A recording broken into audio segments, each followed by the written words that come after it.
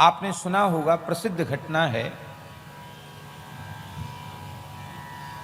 जिन महाराजा विक्रमादित्य के नाम से विक्रम संवत हमारे यहाँ चलता है, इस समय विक्रम संवत 2080 चल रहा है।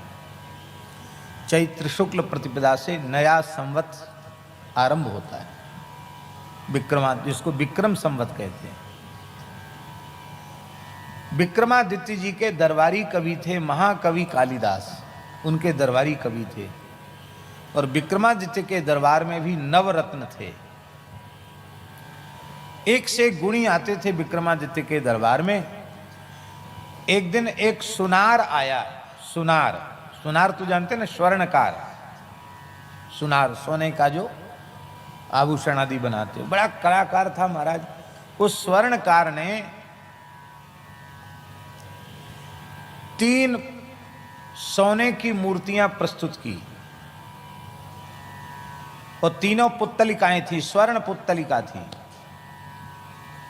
सोने की पुतली थी, प्रतिमा थी।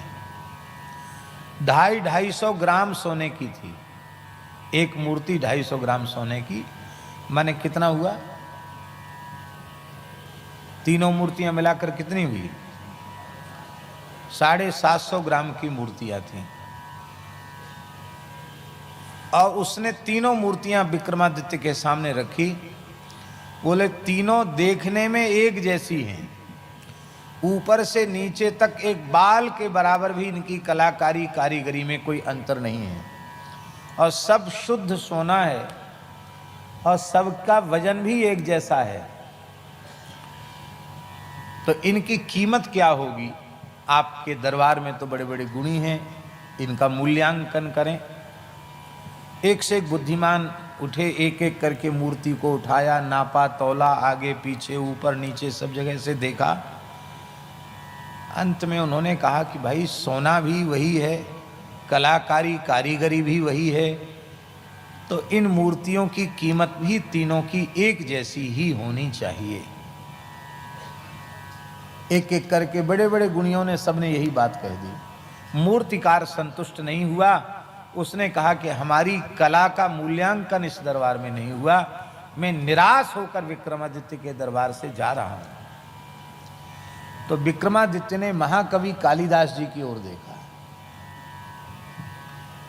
इसलिए देखा कि तुम इतने बड़े पंडित हो, यहां नाक कट रही है हमारी, भाई तुम देखो, बुद्धि लगाओ अपनी।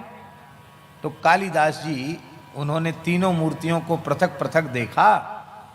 अंत में उनको एक सूक्ष्म रहस्य समझ में आया कि इन तीनों मूर्तियों के कान के भीतर एक छिद्र है, लगता यही विशेष कलाकारी है।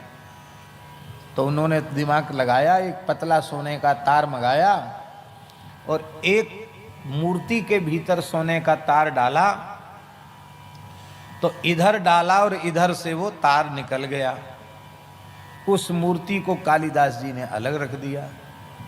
दूसरी मूर्ति में तार डाला तो कान से जाकर मुंह से निकल गया, उसको अलग रख दिया। और तीसरी मूर्ति में जब कान में तार डाला तो न मुंह से निकला न इस कान से निकला, वो सीधे उसके भीतर चला गया तार। ऐसी कोई कला थी, वो भीतर ही तार हृदय में चला गया। कालिदास समझ गए कि इस बुद्धिमान मूर्तिकार ने 3 प्रकार के संसार में मनुष्य होते हैं, इस बात को अपनी कला के माध्यम से दर्शाया है।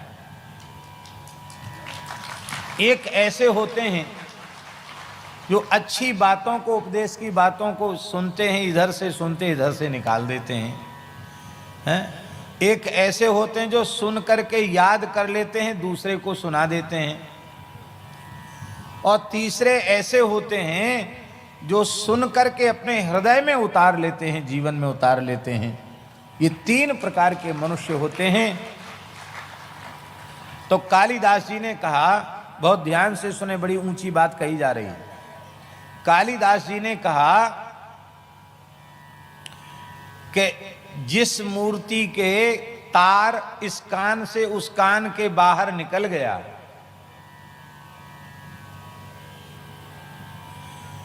इस मूर्ति की कीमत है 2 कौड़ी। कितनी कीमत है? आप नहीं सुन रहे ठीक से। उस समय कौड़ियां चलती थी, जैसे आजकल सिक्का चलते हैं, किसी जमाने में कौड़ियां चलती थी। उसकी कीमत 2 कौड़ी।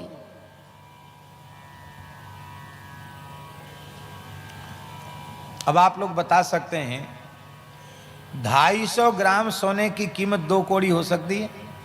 बोलो।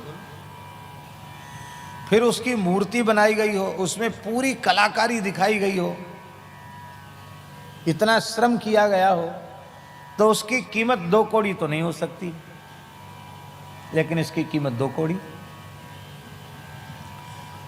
और जिसके मुंह से तार निकल गया, कान से डाला मुंह से निकल गया, उस दूसरी मूर्ति की कीमत क्या? बोले उस दूसरी मूर्ति की कीमत है 1,000 स्वर्ण मुद्रा। 1000 सोने की मोहर उसकी कीमत है। और तीसरी मूर्ति जिसके यहां से डाला और भीतर चला गया तार, उसकी कीमत क्या है? कालिदास जी बोले महाराज, मैं आपका दरबारी महाकवि हूं, आप मुझे आज्ञा दे रहे हैं, इसलिए मैं आपसे निवेदन कर रहा हूं। आप चक्रवर्ती सम्राट अवश्य हैं, आपके नाम से संवत्सर चलता है, आप बड़े प्रतापी हैं, लेकिन आप में और आपके खजाने में इतनी शक्ति नहीं है कि इस तीसरी मूर्ति का आप मूल्यांकन कर सकें।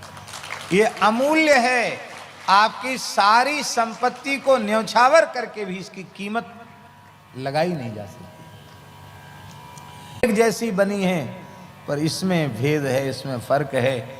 जिसके अच्छी बात इधर से सुनी इधर से निकल गई, वो मनुष्य 2 कौड़ी का है। और जो अच्छी बातें सुनकर दूसरों को वह सुनाता है, वो भी मूल्यवान है। वो 1000 मुहर उसकी कीमत है, किंतु उसकी भी कीमत है 1,000 स्वर्ण मुद्रा ही उसकी कीमत है। पर जो श्रुत ज्ञान को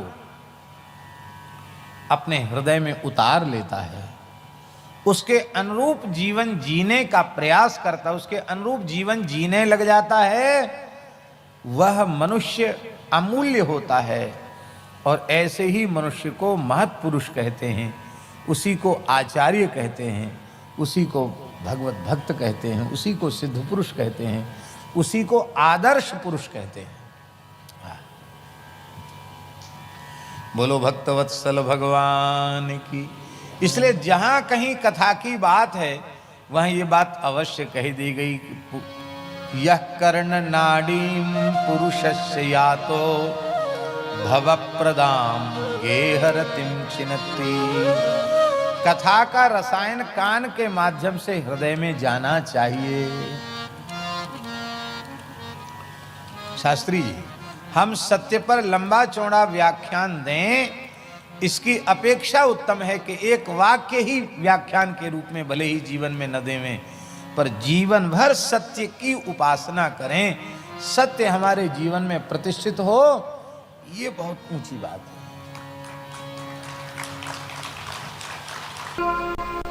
राम कृष्ण की प्यारी गैया, सारे जग की माता है।